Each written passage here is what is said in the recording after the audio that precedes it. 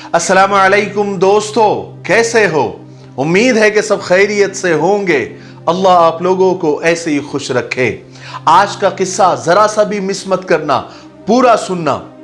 आज का किस्सा आपके ईमान को ताजा न कर दे तो कहना, और आज का किस्सा आपके सैकड़ों सवाल का जवाब इंशाअल्लाह होगा। इसलिए पूरा सुनना और शेयर भी जरूर करना।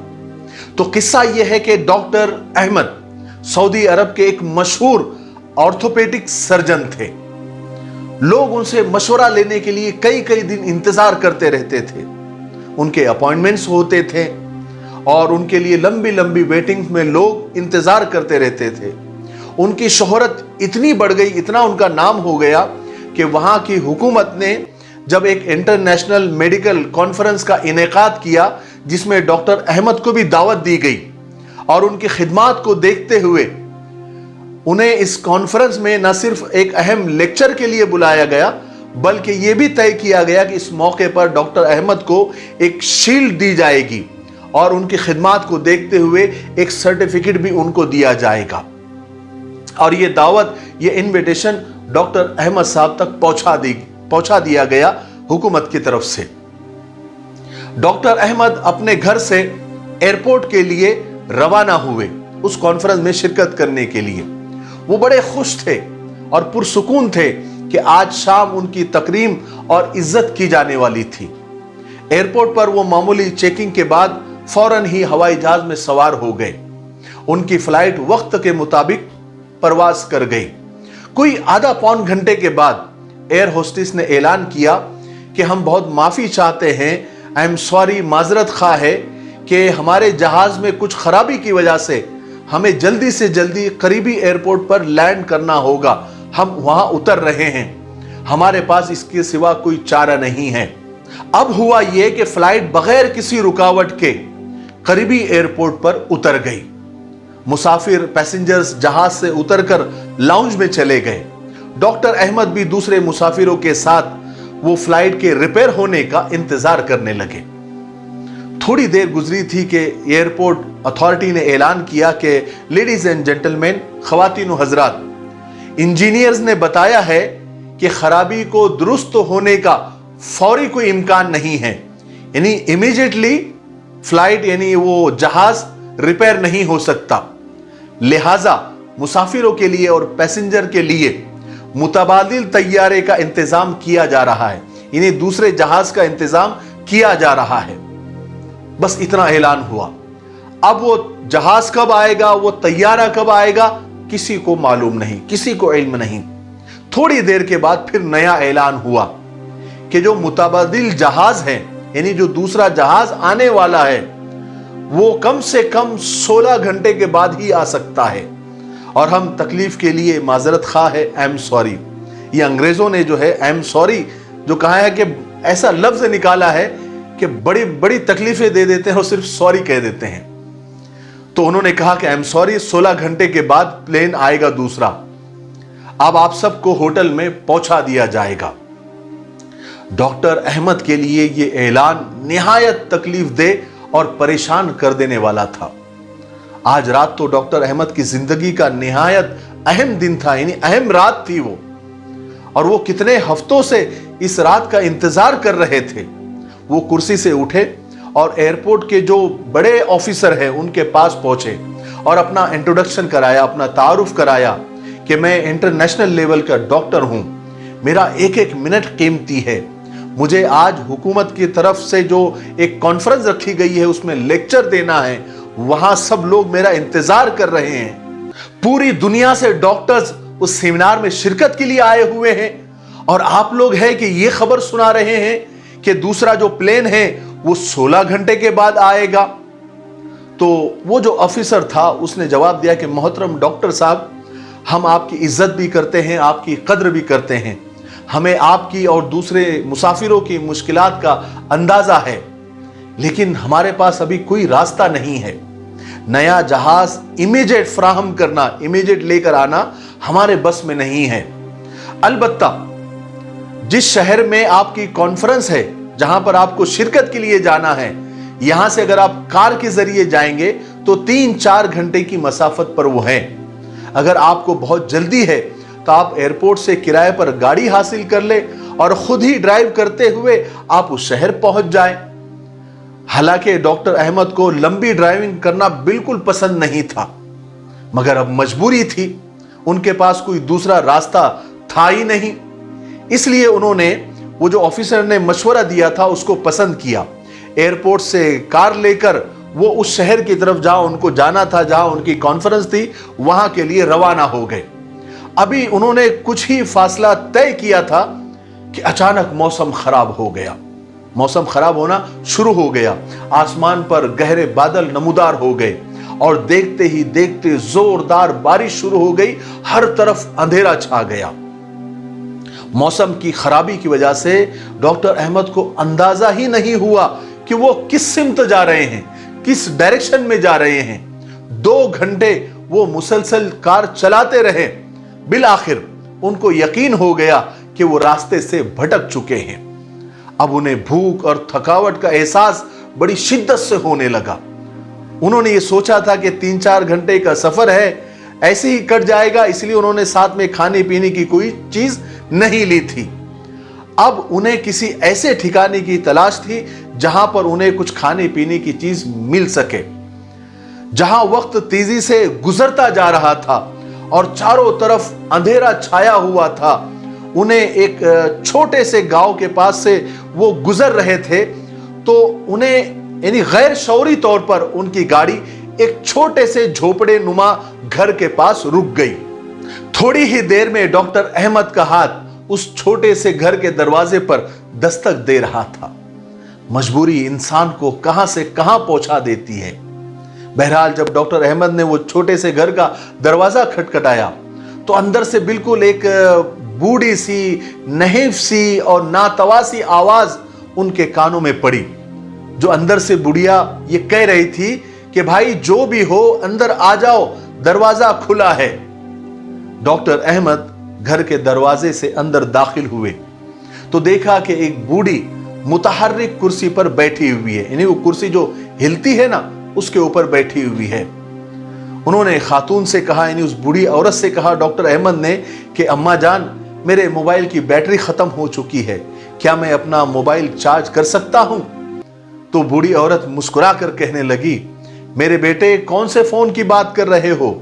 تمہیں شاید معلوم نہیں ہے کہ تم اس وقت کہاں ہو۔ ہمارے یہاں تو نہ بجلی ہے نہ ٹیلی فون ہے، یہ ایک چھوٹا سا گاؤں ہے جہاں شہری سہولتوں کا کوئی تصور نہیں ہے، یہاں پر یہ سب چیزیں نہیں ہیں۔ پھر اس نے یعنی اس بڑھیا نے اور کہا کہ میرے بیٹے وہ میز پر چائے اور کھانا رکھا ہوا ہے، لگتا ہے کہ تم بھوکے اور پیاسے ہو، راستہ بھٹک گئے ہو، تم پہلے کھانا کھا لو پھر ہم بات کریں گے، لگتا ہے کہ تم لمبے سفر سے تھکے ہوئے آئے ہوئے ہو۔ ڈاکٹر احمد نے اس بوڑھی عورت کا شکریہ ادا کیا اور کھانے پر ٹوٹ پڑے۔ سفر کی تھکاوٹ سے انہیں شدید بھوک لگی ہوئی تھی۔ جب وہ کھانا کھا رہے تھے تو انہوں نے دیکھا کہ وہ بوڑھی عورت کے کرسی کے ساتھ والی چارپائی پر تھوڑی حرکت ہوئی اور وہاں سے ایک معصوم بچے کی رونے کی آواز آئی، اور وہ بوڑھی عورت اس بچے کو تھپک کر سلا رہی تھی اور اسے دعائیں دے رہی تھی۔ وہ اس بچے کی صحت اور سلامتی کے لیے لمبی لمبی دعائیں کر رہی تھی۔ ڈاکٹر احمد نے اطمینان سے کھانا کھایا اور بوڑھی اماں سے کہنے لگے کہ اماں جان، آپ نے اپنے اخلاق، کرم اور میزبانی سے میرا دل جیت لیا ہے، اور آپ اس بچے کے لیے لمبی لمبی دعائیں مانگ رہی ہے، امید ہے کہ اللہ تعالیٰ آپ کی دعائیں ضرور قبول کرے گا۔ وہ بوڑھی عورت کہنے لگی کہ میرے بیٹے، میرے اللہ نے میری تمام دعائیں سنی ہے اور قبول بھی کی ہیں، ہاں بس ایک دعا باقی ہے جو شاید میرے کمزور ایمان کی وجہ سے پوری نہیں ہو پا رہی ہے۔ تم تو مسافر ہو، دعا کرو، شاید تمہاری دعا قبول ہو جائے۔ ڈاکٹر احمد کہنے لگے کہ اماں جان، وہ کون سی دعا ہے جو قبول نہیں ہوئی اب تک؟